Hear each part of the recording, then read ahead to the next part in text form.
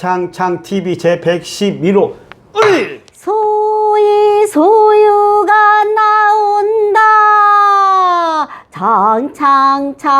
창TV로구나. 사운드 오브 창 유튜브 SCU. 아, 소희님 드디어 12월의 마지막 카렌더를 우리가 갖게 됐어요. 네, 예. 아, 빠르죠 세월. 네. 창TV가 벌써 111호가 네. 나왔습니다.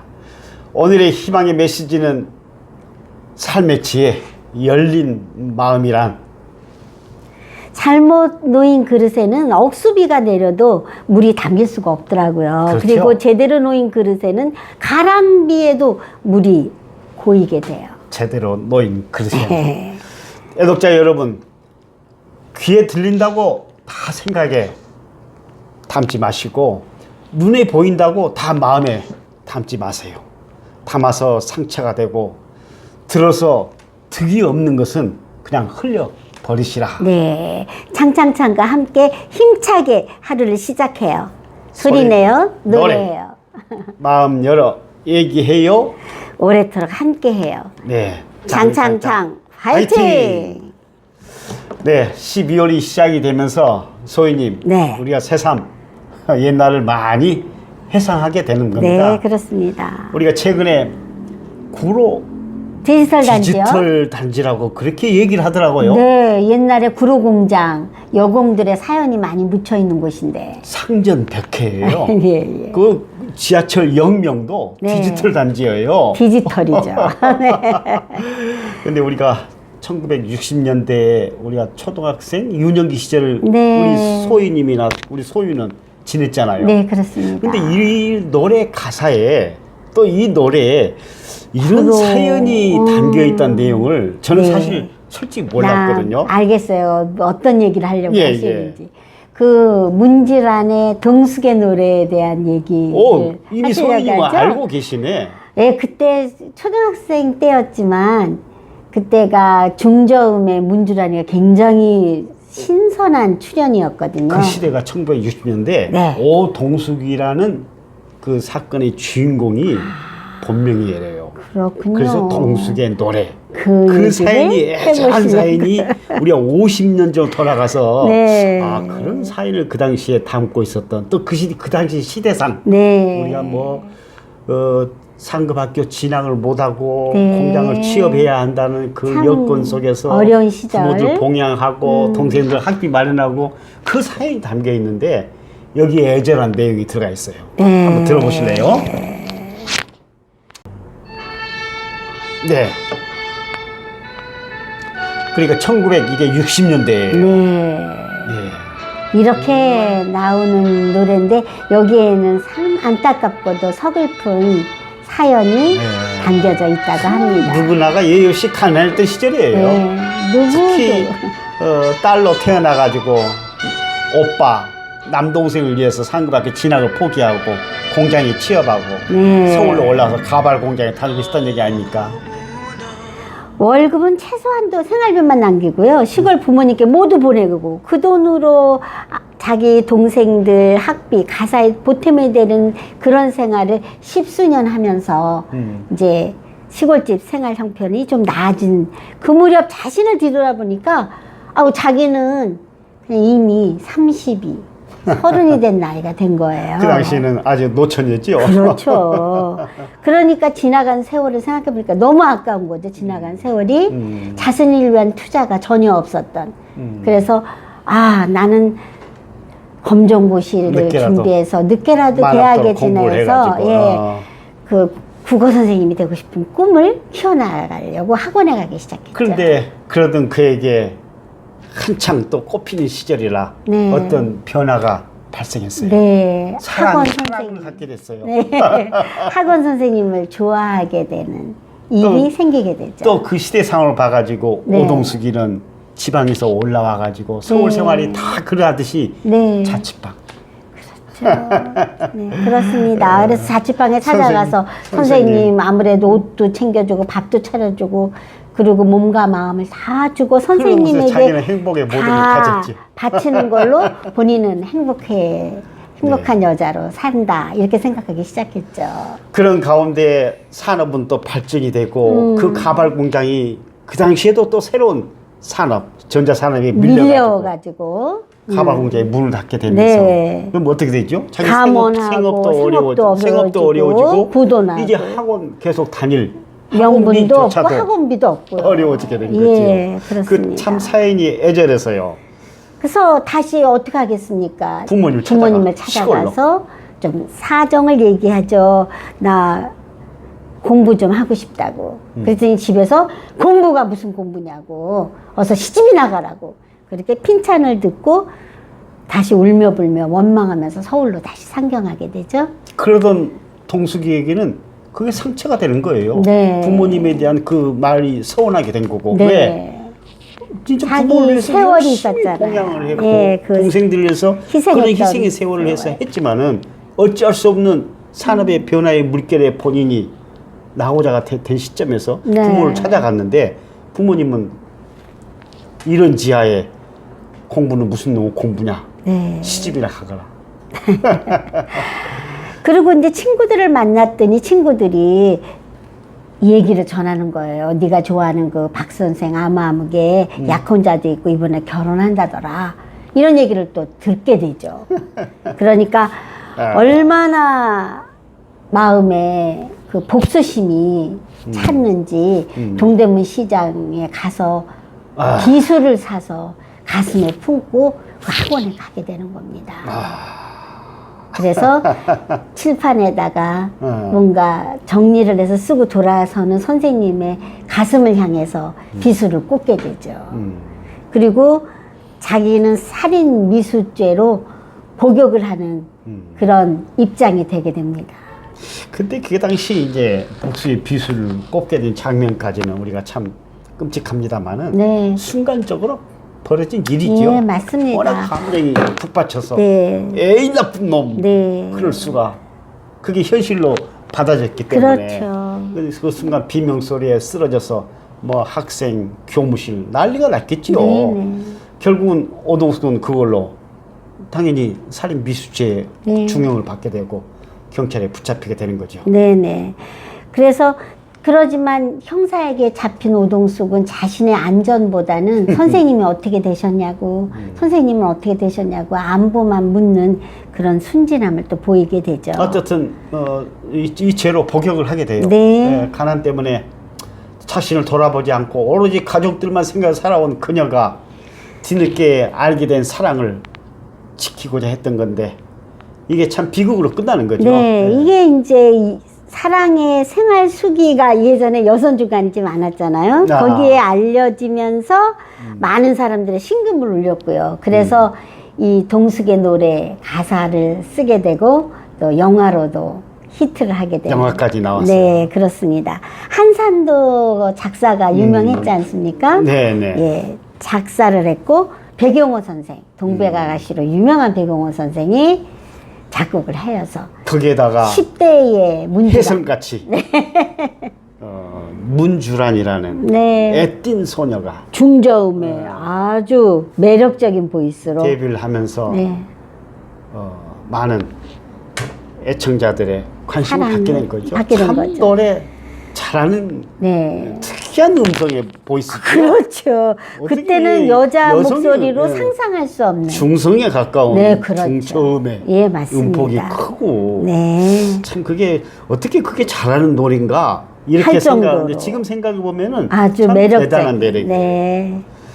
그때 나이가 문주란이가 채 10대를 벗어나지 않는 벗지 않았다고 나이였는데 그러니까요. 이게 빅 히트를 했습니다. 그 이후에 또 이어지는 노래가 또 계속 있었지요. 타인들 돌지 않는 풍차, 보슬 부여는 거리 이렇게 그래요. 해서 유명한 노래를 하게 됐죠. 한번 그 동숙의 노래 가사말 중에 기억나는 대목 한번 우리 소희 너무나도 그님을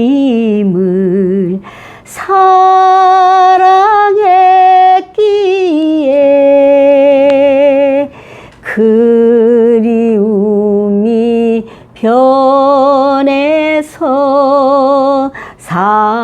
사무친 미움 원한 맺힌 마음에 잘못 생각에 돌이킬 수 없는 죄 저질러 놓고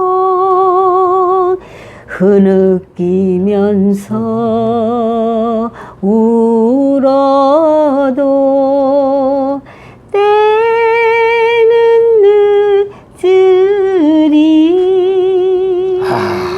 그 사연을 듣고 보니까 맞죠? 이 가사말이 절절히 파고드네요.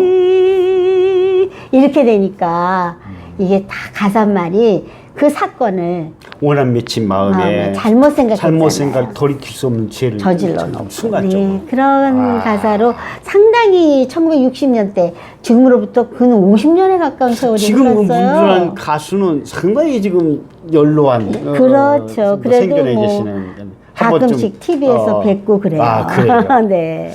아, 소희님. 네.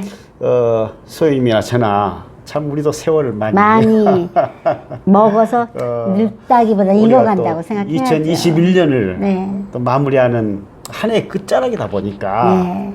또 갑작스럽게 생뚱맞게 왜 이런 노래가 우리 창창창 TV에서 선정이 됐지? 네, 그러나 그렇게 우리가 생각하시는 많은 분이 있으실 것 시니어분들에게 같아요. 공감을 네. 우리가 이렇게 똑같이 회상하면서 네. 충분히 불러일으키겠다 해가지고 선곡이 된 노래가 됐어요. 네, 아마 또 구로 디지털 단지 여기 요새 모임이 많아서 더더욱 그런 마음이 들었을지도 모르겠습니다. 그제도 아마 우리가 그런 모임의 자리가 있었지 않습니까? 네, 네.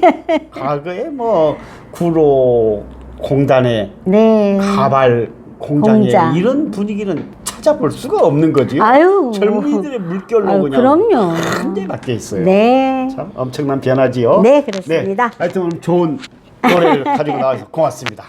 자, 다음은 오늘 이어지는 시간에는 오늘 사자성어 소희님이 준비한 사자성어 네. 한번 보도록 하겠습니다.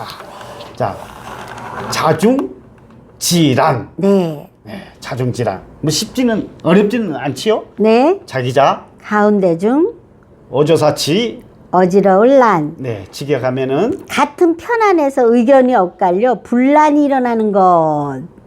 이렇게 말하는데 언뜻 한자로만 보면 이해가 그 말하고 잘 연결이 안 된다고 느낄 수도 있겠어요. 요즘 뭐 정치권 얘기를 그대로 반영한 네. 사자성어예요. 네, 그러죠. 요즘 뭐 니 편 내 편 할 거 없이 네. 이거 대선 후보가 확정된 상황 속에서 뭐 내부적으로 이렇게 말썽이 많고 뭐 선거 대책위원회 출범을 앞두고 뭐 제대로 맞습니다. 돌아가는 것 같아요. 아유, 그러나 그래서 뭐 어제 뉴스 보면은 네. 좀 어떻게 외형상으로는 네. 잘 봉합이 된 것 같은데 네. 이거야말로 자중질환이지요. 네. 네. 예전 속담에 꼬시래기 제살 뜯어먹기식 잠깐만, 이런데 제가 잘못 들었나요? 꼬시래기. 꼬시래기? 꼬시래기는 그런 단어가 있어요? 망둥어를 꼬시래기라고도 해요. 망둥어. 망둥어? 12월 달 정도 되면 이제 그 성모도나 이런 데 가서 저 망둥어 낚시를 예, 하거든요. 예, 예. 그럼 그 망둥어라는 거는 참 재미있는 게 망둥어를 잘라서 미끼로 써도 그 자기 제사를 먹고 올라와요, 망둥어가. 그래서 꼬시래기 제사를 뜯어먹기식 이런 속담이 있지 않을까. 저는 그렇게 뭐 이해를 합니다. 자중질환하고 조금 연관성이 예, 있네요. 예, 그렇습니다. 꼬시래기 제살 뜯어먹기식이다. 네. 제가 뭐 소희님께서 워낙 낚시가 프로니까 그 정도 충분히 제가 이해를 하겠습니다. 네, 그렇군요. 네, 그렇습니다. 망둥어 낚시를 그렇게 하는 거예요? 아니요, 꼭 그렇게 하진 않아요. 그래도 예, 걸려든다. 그래도 걸려든다 그 말이죠. 예. 어쨌든 뭐 최근에 뭐 정치 상황이 뭐 잘 봉합은 된 것 같은데 네. 요즘 뭐 자중질환의 하나의 그 분위기를 보는 것 같아서 네. 한번 선정을 해봤습니다. 오늘은 우리 소유님이 오랜만에 네. 신세대들한테 잘 유행하는 그런 단어를 또 찾아오셨어요. 아마 우리 애독자 여러분들은 저하고 다르십니까? 네. 요즘 신세대 공부를 안 하니까 아주 말이 안 따라가기 통하죠. 힘들어요. 예. 그래서 다시 한번 네. 메타버스? 메타버스. 요즘 뭐 대선 후보자들이 네. 매일 타고 다니는 버스, 뭐 메타버스라. 그 나는 버스가 아니라 나는 이렇게 이해를 하고 있는데. 버스를 버스라고 한 건데요. 아, 메타와 그래요? 유니버스의 합성어예요. 어려워요. 더 어려워요. 메타와 메타가 가상 유니버스의 초를 합성. 말하는 거고, 아. 유니버스는 우주잖아요. 네. 현실 세계와 같은 사회, 경제, 문화 활동이 이루어지는 3차원의 가상 세계를 말하는 거예요. 또 이것도 한 단계 뛰어넘는 네. 어떤 3차원의 그래서 그 가상세계다. 메타버스가 가상현실 그럼 뭡니까? VR이나 컴퓨터로 만들어 놓은 가상의 세계에서 사람이 실제와 같은 체험을 할 수 있도록 하는 최첨단 기술인 아니, 그럼 거. 컴퓨터 거기까지는 게임 이해하시죠? 문화까지는 뭐 VR 뭐 근데 세계가 와 있는데. 그것보다도 한 단계 더 진화한 개념이라고 합니다. 이거는 이미 사회 문화적 활동에 예. 깊이 깔려 있는 거죠. 그렇죠. 게임이나 이미 와 있는 가상 거고. 현실을 즐기는데 그치지 않고 네. 지금 말씀하신 실제 사회 현실과는. 문화적 활동을 할 수 있다는데 특징이 있다고 합니다. 그 메타버스, 네, 메타버스.